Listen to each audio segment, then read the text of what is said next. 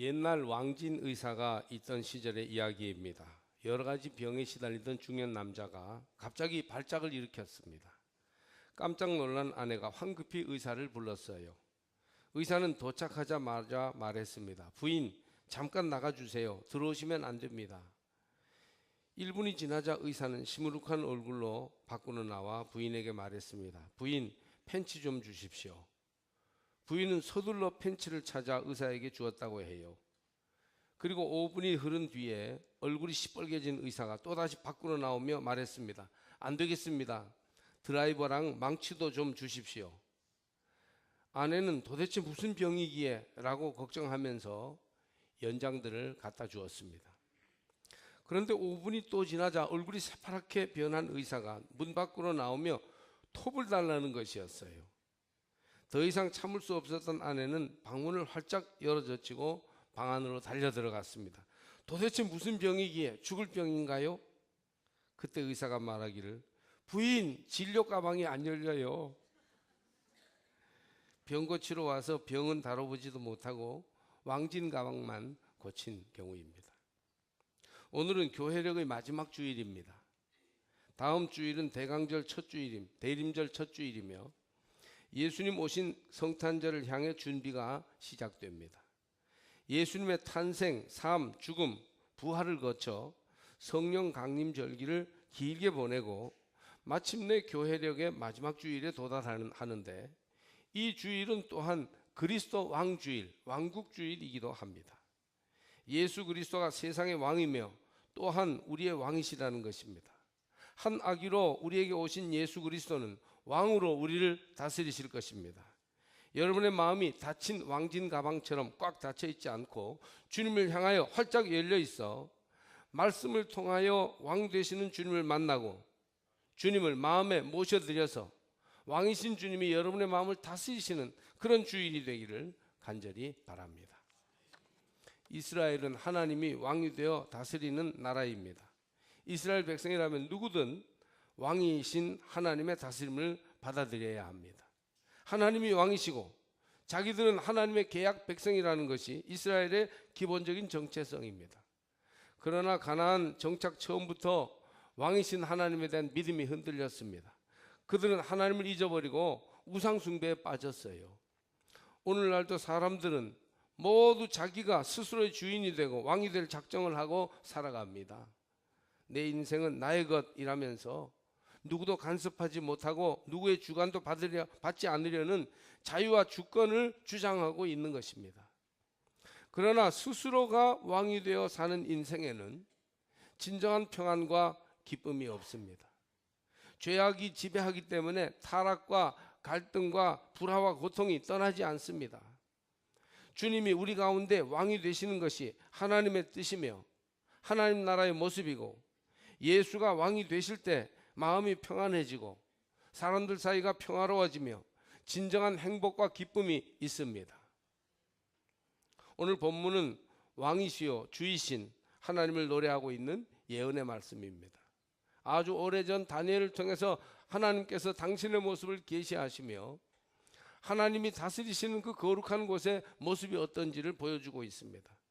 세상 나라들과 하나님 나라에 대한 다니엘의 여러 환상 중에서 하나님 나라의 모습을 그려준 말씀입니다. 특별히 다니엘은 환상을 보는 중에 종말에 이루어질 일을 예언하고 있는데 하나님이 왕으로 보좌에 앉아 다스리시는 모습을 그려줍니다. 구약 성경에 하나님에 관한 말씀이 많고 하나님 백성들의 이야기가 많고 말씀이 많이 있지만 이렇게 하나님의 보좌에 앉으신 모습을 직접 그려준 내용은 그리 많지 않아요. 하나님의 이름조차 그들은 두려워서 제대로 쓰지는 않았거든요. 그렇기 때문에 이 말씀을 통해서 하나님의 영광스러운 모습을 발견할 수 있기를 바랍니다. 인생 중에 가장 아름답고 완전한 순간이 있다면 하나님이 우리의 왕으로 우리를 다스리시는 순간이라고 다니엘은 선포하고 있습니다. 왕이신 하나님은 위대하고 거룩하신 분이시기 때문에 우리는 하나님을 찬송해야 합니다. 한번 따라 하십시다. 하나님을 찬송으로 높이자. 오늘 구절을 보면 왕좌에 예적부터 항상 계시니 바로 하나님이죠. 그 왕좌에 하나님이 좌정하셨는데 왕으로서 그의 옷은 눈같이 희고 머리털은 깨끗한 양의 털 같으며 불의 강이 그로부터 흘러나옵니다. 9절 10절 내용이죠. 우리는 왕이신 나의 하나님을 높여드려야 합니다. 그분께 찬송과 영광을 돌려드림이 마땅합니다. 왕이신 나의 하나님, 내가 주를 높이고 영원히 주의 이름을 송축하리이다. 시편 말씀처럼 그렇게 왕이신 하나님을 높이시기를 바랍니다. 칼 바르트는 하나님을 높은 데 계시는 절대 타자이신 분이라고 하였습니다. 우리와 결코 같을 수 없는 절대적 성품을 가지신 분입니다. 따라서 우리는 그분을 높여드려야 합니다. 하나님을 가장 높은 곳까지 높일 때 우리 가운데 하나님이 왕이 되시고 우리의 삶은 비로소 질서와 내용을 찾게 되는 겁니다. 하나님을 높임으로 비로소 창조의 질서와 역사의 모든 순환이 아름답게 바르게 이루어지게 되는 것입니다. 하나님을 높이는 자는 하나님 자녀로서의 모든 은혜와 복을 누리게 될 것입니다. 찬송 부르는 것은 세상 노래를 부르는 것과는 다릅니다. 근본적으로 세상 노래는 사람들의 감정에 호소하여 사람들 들으라고 사람들 감각에 맞춘 노래지만 찬송은 하나님께 영광을 돌리는, 하나님께 드리는 노래입니다.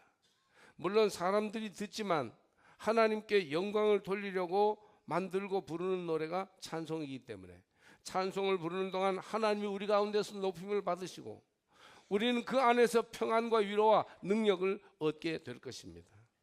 마음을 기울여 찬송을 부를 때 하나님의 왕권이 더욱 확고해지고 우리를 하나님이 다스리시고 홀로 영광을 받으시게 될 것입니다. 그렇기 때문에 찬송을 많이 불러야 돼요. 찬송을 생활화하시기 바랍니다. 찬송 생활의 기쁨과 능력을 찾으시기를 주의 이름으로 축복합니다. 어릴 적에 저는 아버님이 목회하시던 교회에 방학이면 내려가서 몇 달 있었는데 그때 은사 체험한 일들도 많고 귀신 역사도 많았어요. 귀신 들린 사람 많이 봤어요. 부흥회 끝날 이상한 현상이 일어나서 장로님 며느리가 자기 아이를 발을 거꾸로 들고 막 이렇게 역사하는 것도 봤어요. 그런데 귀신들은 찬송을 부르면 즉효가 있었습니다. 마귀가 벌벌 떨고 소리 지르며 직접적인 반응을 보였어요.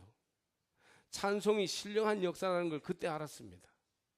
찬송을 부르면 우리가 하나님의 이름을 높여드리게 되고 우리는 하나님 앞에서 겸손히 엎드리게 되니까 마귀가 그 하나님의 인재 앞에서 견디지를 못하는 거예요. 찬송은 왕 되신 하나님께 영광을 돌려드리고 하나님을 높여드리는 행위입니다. 이때 마귀는 하나님 앞에서 무서워 떨며 물러가고 우리 안에 있는 죄는 결박을 당하고 거룩하고 의로운 사람으로 변화되어 갈 것입니다. 11월 1일부터 새 1회 동안 매일 한 100명에서 150명가량의 교우들이 저녁 시간에 주 앞에 나와서 새1회 다니엘 기도회를 했습니다. 많은 사람들이 찬송을 무엇보다 많이 불렀습니다. 간증의 말씀도 특별했고 기도하는 시간도 좋았지만 찬송이 정말 은혜로웠다. 내 영혼이 자유함을 얻고 하나님을 마음껏 높이는 가운데 큰 은혜를 경험했다 하는 말씀들을 많이 하십니다. 찬송은 하나님을 왕으로 높이는 우리의 노래입니다. 찬송 부르는 동안 하나님은 우리의 왕이 되셔서 우리의 마음을 주관하시고 우리의 삶을 인도하십니다. 그래서 결국 찬송이 좋았다는 말은 하나님을 왕으로 높이니까 우리가 기쁨이 있고 평안이 있었다는 얘기입니다. 여러분 어려울 때 찬송하십시오. 집에서 혼자 있을 때도 찬송을 부르시기를 바랍니다. 시험이 올 때 찬송을 불러야 합니다. 마귀가 역사할 때 찬송으로 이겨낼 수 있습니다. 오래전에 필리핀 마닐라에 갔을 때 대나무 오르간이 있는 특별한 교회당이 있다는 소리를 듣고 일부러 찾아가서 연주를 들은 적이 있습니다. 마침 그 교회당에 들어섰을 때 낮 시간인데요, 그 대나무 오르간, 뱀부 오르간을 누군가가 연주하고 있었어요. 그런데 얼마나 아름답고 하나님을 영광스럽게 하는 찬양인지 말이에요. 그 신비한 울림과 오묘한 화음 전체로서 하나님의 영광을 드러내는 소리의 어울림은 또 그 소리가 어떤 소리는 쭉 뻗쳐 오르는 것은 소름이 끼치도록 아름다웠어요. 소리라는 건 한번 지나가 버린 그런 경험이지만 뇌리와 기억 속에 두고두고 그 잔향을 남겨서 영혼을 소생시키고 거룩함으로 이끄는 것을 느꼈습니다. 입술로 하나님이 왕이시며 우리 주시라고 인정하시고 찬송을 통하여 왕이신 하나님을 높이십시오. 하나님을 따라 우리 영혼도 높아지고 보석처럼 고결해질 것입니다. 하나님을 왕으로 높이고 하나님을 높이고 우리를 그의 종으로 인정하며 고백하십시오. 그러면 평안과 행복이 있을 줄로 믿습니다. 저는 오늘 그래서 왕이신 하나님 앞에서 마땅히 우리가 하나님을 높여드리며 찬송해야 한다 하는 것을 말씀드립니다. 또 우리는 왕이신 하나님을 섬겨야 합니다. 우리는 낮아지고 하나님을 섬겨야 해요. 따라 하시겠습니다. 하나님을 왕으로 섬기자. 그분 앞에 엎드리고 예배와 활동을 통하여 그분을 높여드리는 것입니다. 오늘 10절 말씀을 보면 후반절에 그를 섬기는 자는 천천히요 그 앞에 모셔 선 자는 만만입니다. 섬기고 모시는 사람들이 구름대와 같이 천천으로 만만으로 많이 있다는 얘기입니다. 참 제자가 되려면 내 소리가 죽고 하나님이 왕으로 임하셔야 합니다. 내가 죽어야 주님이 내 안에서 사십니다. 내 안에 내가 너무 많아 주님 들어오실 자리가 없습니다. 주님을 섬겨야지 내가 우상이 되면 안 됩니다.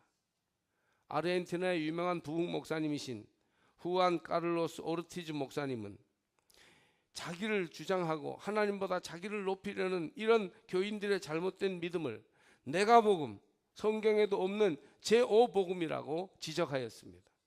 성경에는 마태복음, 마가복음, 누가복음, 요한복음은 있는데 내가복음은 없어요.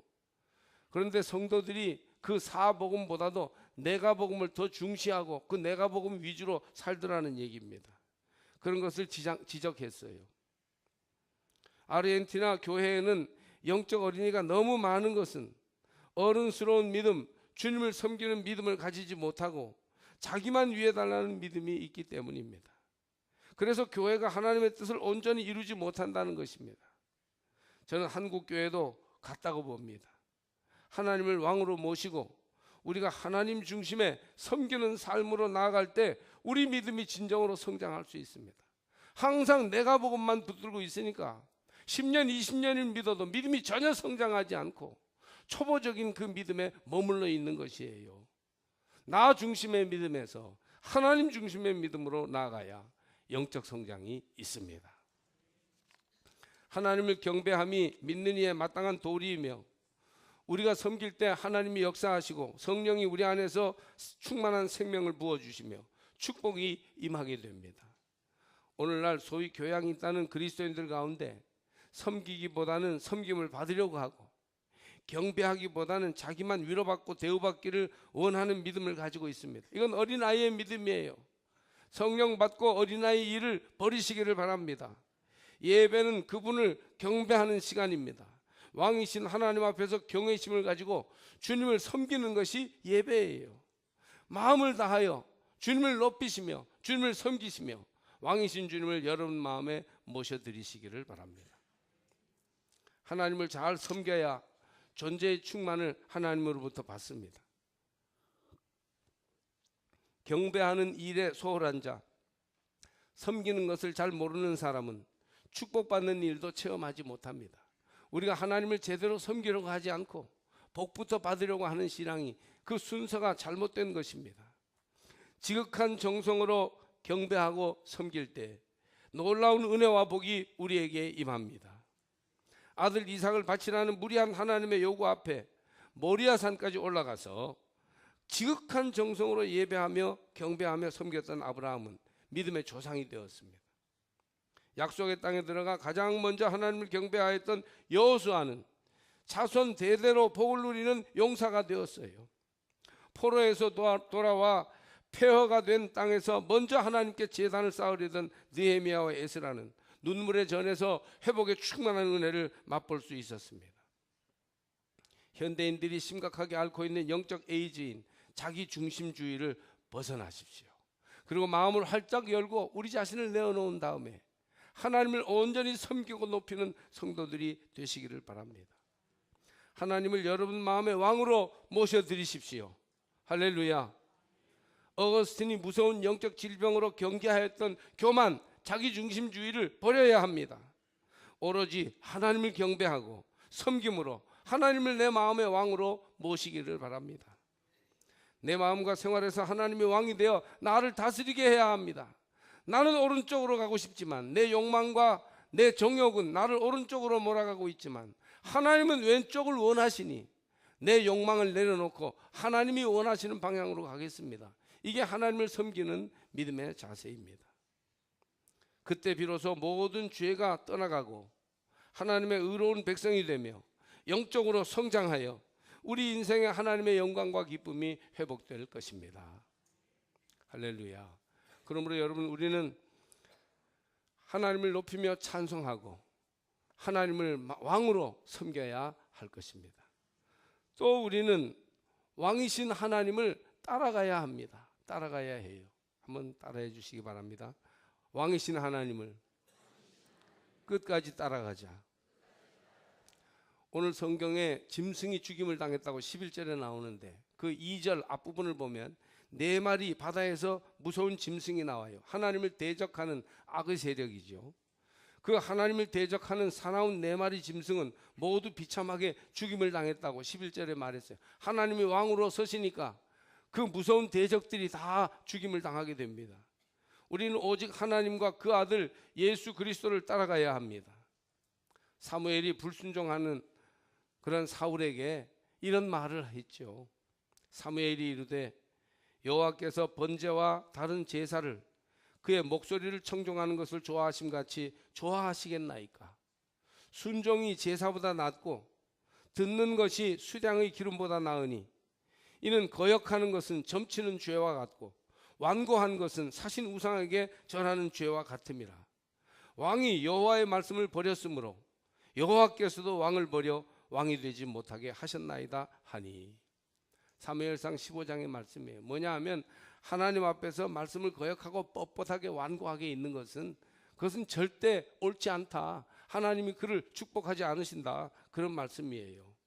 사람 좋은 사울 왕의 가장 큰 죄는 하나님의 종을 통해 전해주신 하나님 말씀을 순종하지 않은 것입니다.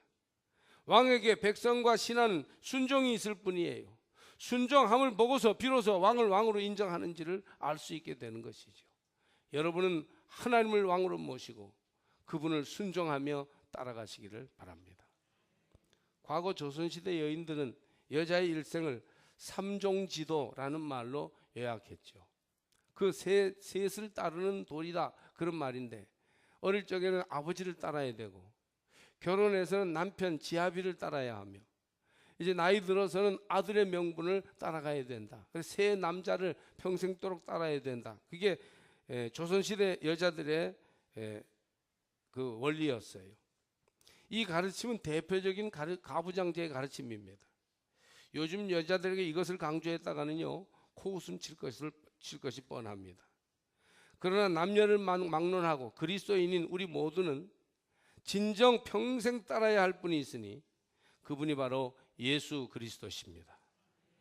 모든 그리스도인에게는 일종 지도가 있습니다. 예수 한 분을 따라가는 도리, 이 믿음 가지고 나갈 때 우리는 하나님께서 우리의 삶을 지켜주시고 우리와 함께 하심을 경험하게 될 것입니다. 예수를 거역하고 하나님을 불순종하는 것은 무서운 죄이기 때문에 징벌을 피할 수 없습니다.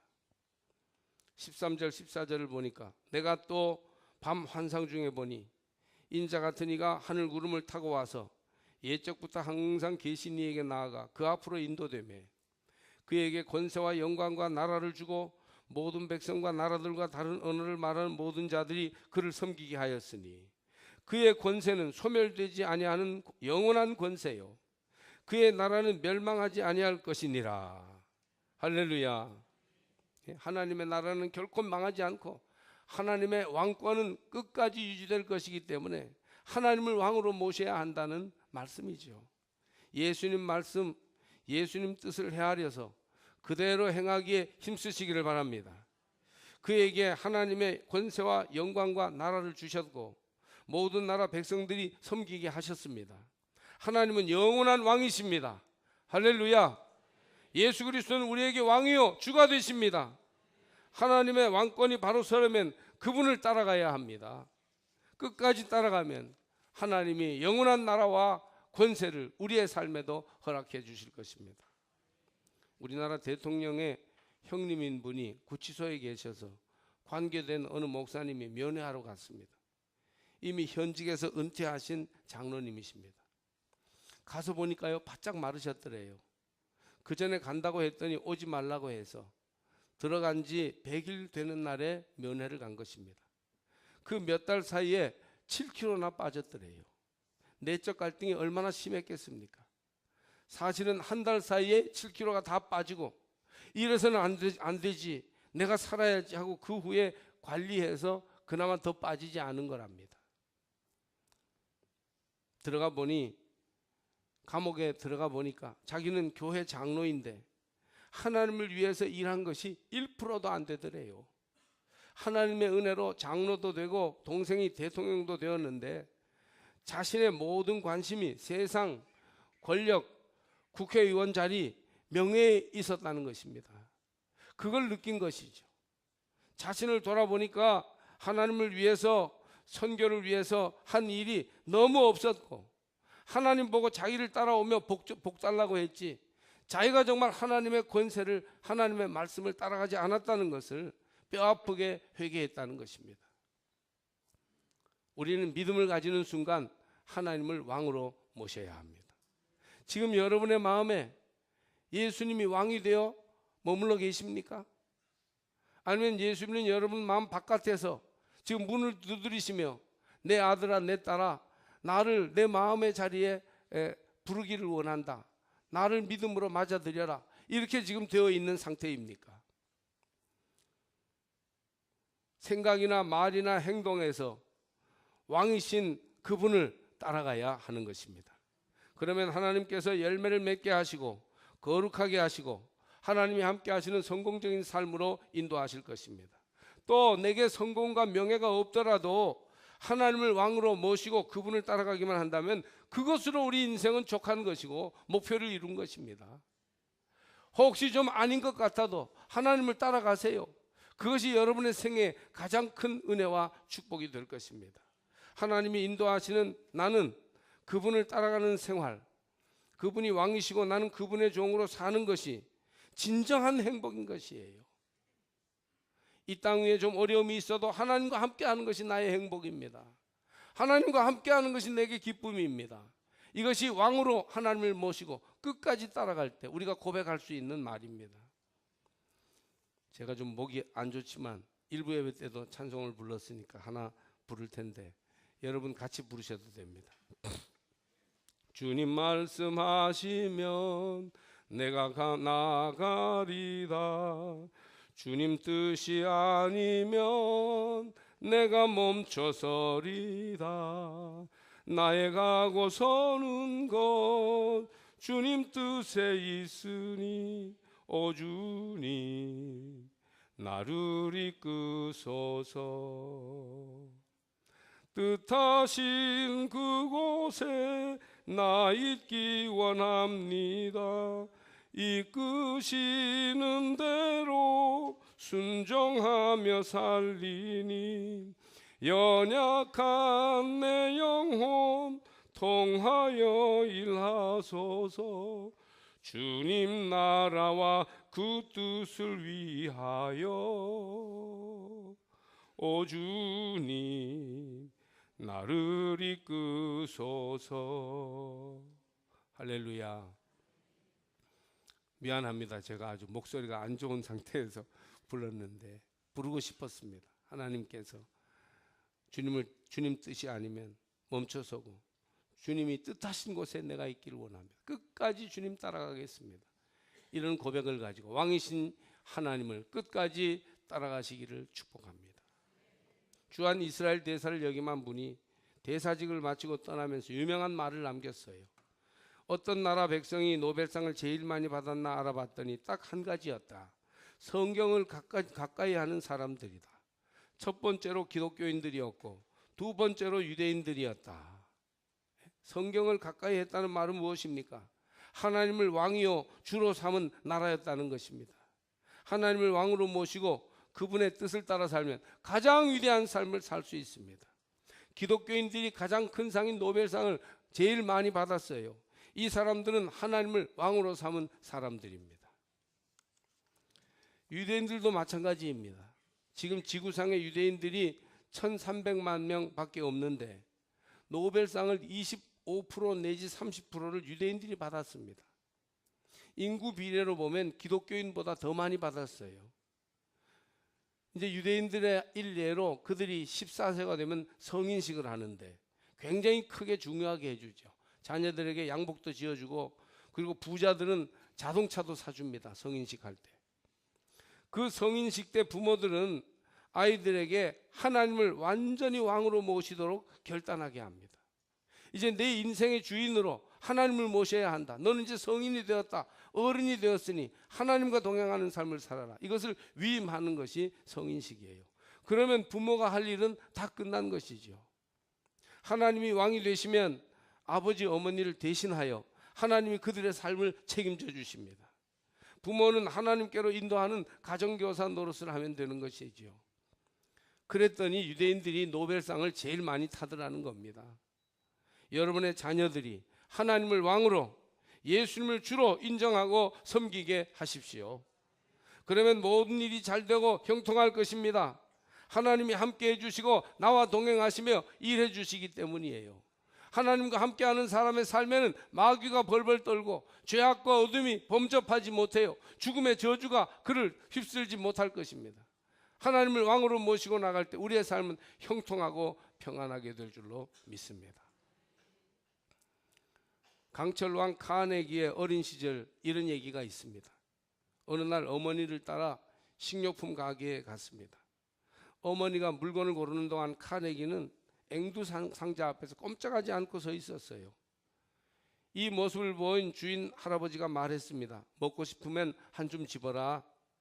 하지만 카네기는 손을 내밀지 않고 앵두를 보기만 했습니다. 분명히 먹고 싶은 게 분명한데 보다 못한 주인은 기특하다는 듯 미소를 띠며 한 줌 가득 앵두를 집어 카네기에게 주었습니다. 가게 문을 나설 때 어머니가 어린 카네기에게 물었어요. 왜 처음에는 안 잡았니? 그러자 카네기가 대답합니다. 엄마, 할아버지 손이 내 손보다 훨씬 크잖아요. 요런 어린 아이도 그 국량을 알고 있습니다. 여러분 지혜롭게 사시길 바랍니다. 내 손으로 하려고 하지 말고 하나님의 손으로 하면 훨씬 크고 완벽하게 해낼 수 있습니다. 세상 모든 사람들을 합한 것보다 하나님의 손이 더 크고 힘이 세십니다. 하나님이 세상의 왕이시니 또한 우리의 왕이 되어 주십시오. 바르게 모시기를 바랍니다. 하나님의 손으로 우리 인생을 잡으실 때 우리 삶은 더욱 온전해지며 풍성해질 것이에요. 왕이신 하나님을 찬송하며 높입시다. 왕이신 하나님을 바르게 섬기시기를 바랍니다. 왕이신 하나님을 늘 따라갑시다. 그리하여 왕의 자녀, 왕의 백성, 왕의 신하가 된 축복과 은혜를 우리와 우리 자손이 마음껏 누리시기를 주님의 이름으로 축복합니다.